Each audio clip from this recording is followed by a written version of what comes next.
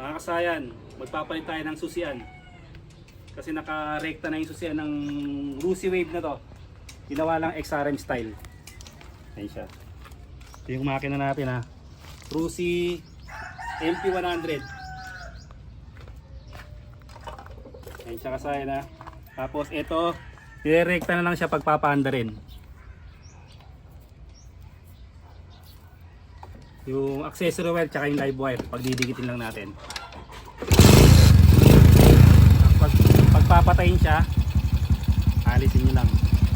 Huwag lang ito hawakan pag umuulan kasi mag-ground kayo. Ay kakabit natin dito, ito pang TMX 155.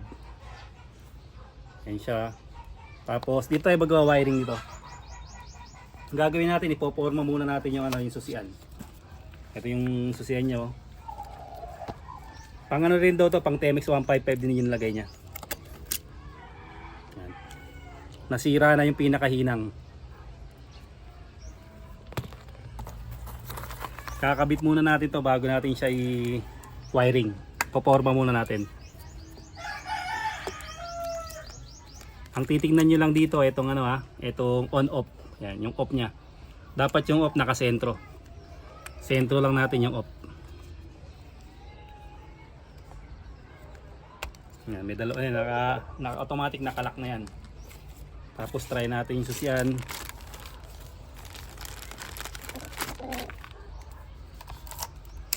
Yan siya, saya na. Ito tayo sa may wiring.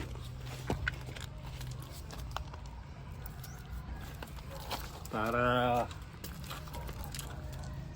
disusi na uli siya. Pang TMX din to inilagay niya rito.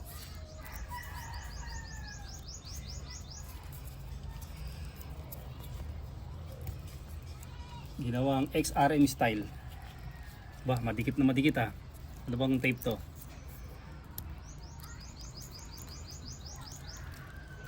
Iyon. Yan. Dito magkadikit yung ground. Ito yung ano natin ha. Yung black white. Ito yung ating kill switch. Yung green yung ground. Dahil ito yung ginamit natin. Ang gagawin natin dito, puputuli lang natin siya kasaya na.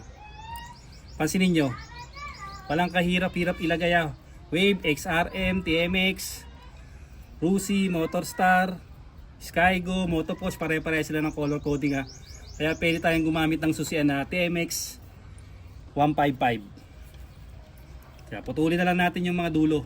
Tapos wire natin na magkakakulay. Ito na yung stripper natin.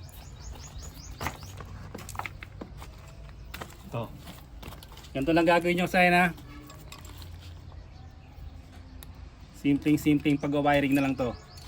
Tapos putulin na natin yung dulo. Hindi natin gagamitin yung dulo niyan. Kahit isa-isa lang, mas madadalian kayo dito.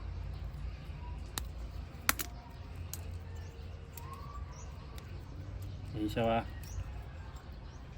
Ito, magkakakulay lang tong ano na to, Rusi. Tsaka Honda. Magkakulay sila ng color coding. Ito yung green ground.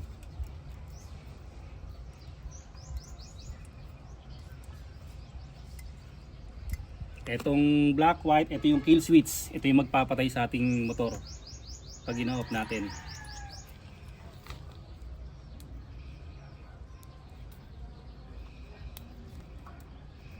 Tapos ito yung live wire natin.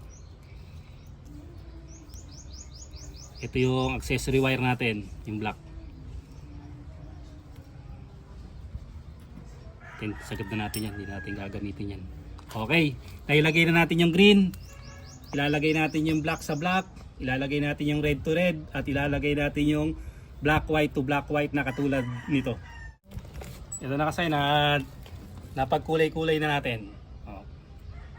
Red, positive, solid black, accessory wire, green, negative or ground, black, white, kill switch. Tapos okay, testin na natin yung susiyan natin on. Click mo.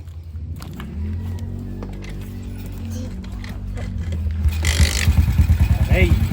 Off. Experiment natin. Okay. Off. On.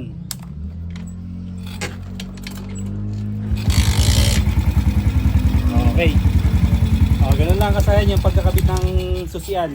Parehas lang ng pang Honda yung ginamit natin dito at TMX 155 yung ginamit natin na susian. Ang pinakamurang susian na mabibili natin at magagamit natin sa ating motor.